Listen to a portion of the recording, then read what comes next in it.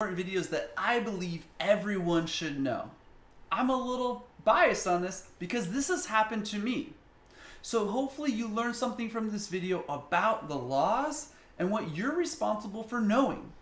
My name's Zach. I'm an owner of Future First Criminal Law and a criminal defense lawyer here in Phoenix, Arizona and the surrounding cities.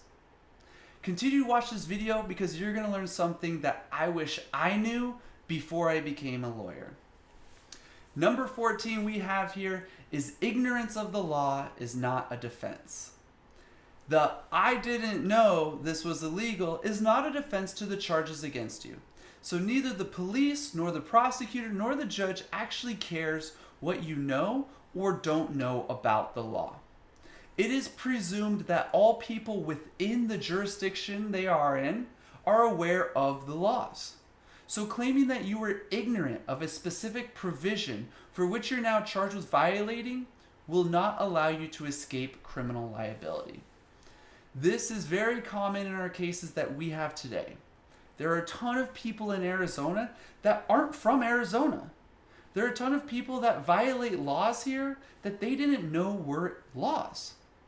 It's your responsibility to get educated about the laws in Arizona, even if you don't ever plan on doing anything illegal. And that leads me to my story back in college before I went to law school. I was doing everything right when I got in trouble with the DUI. I wasn't driving. I started doing all my punishments, but I had a suspended license. MVD had given me a new license, but I was not driving because my license suspension had started. Well, one day I was a backseat passenger. One of my friends was driving, one of my friends was in the passenger seat, and I was in the back seat.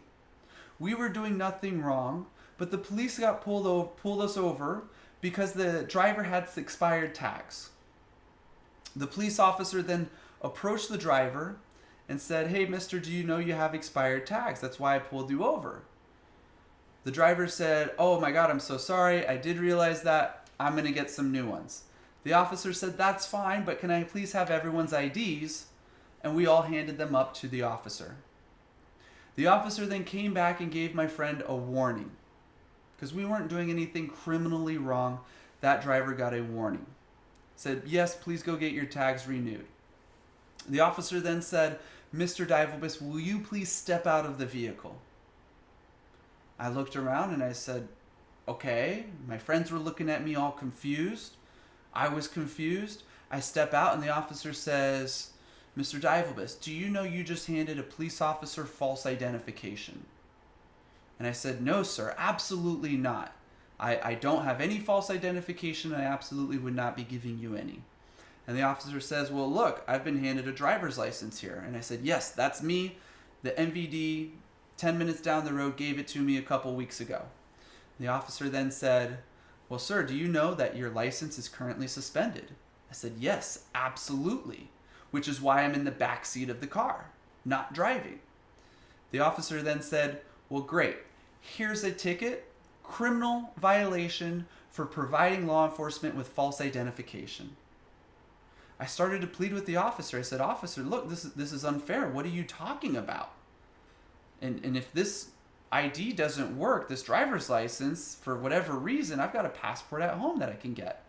The officer said, "No, I'm not here to argue with you about it. Go tell it to the prosecutor or the judge." So I go to the prosecutor and I try and explain, "Look, this police officer pulled over my friend. I was in the back seat. He asked for our IDs. We gave him this. He said I had a suspended license, which I do. And he said that this driver's license is false identification." Prosecutor said, "Look, I don't want to hear anything about it. If you want, you can have a trial and tell it to the judge." Thought this case would be a slam dunk, easy. I've been in college, but I hadn't been to law school yet. I get to trial, and I knew I was just going to explain this just the same way I am to you today. The judge then asked what happened. I then explained how I went to MVD, got this license. MVD official gave it to me. I got objected to a ton of times from the prosecutor. I didn't know what these objections meant. I was unprepared for them. So my story didn't come off as clear as I wanted to, but still pretty clear. The judge, by the end of the trial, was able to understand that I didn't believe I was violating any laws, that there weren't any laws that I was knowingly violating. Well, guess what? The judge found me guilty of a criminal violation for presenting law enforcement with false identification. And again, I begged and I pleaded. I said, Judge, look at this. I don't know what I did wrong. I tried to ask the police officer and they wouldn't tell me. I tried to explain this to the prosecutor and they wouldn't tell me. So finally I'm here. I had a trial. I'm asking to be explained what went wrong that I did that caused me to be in front of you and have a criminal trial and now another criminal conviction on my record. And the judge was nice and the judge said, well, son, look at this. There's technically a law that says while your license is suspended, you're not allowed to have a driver's license.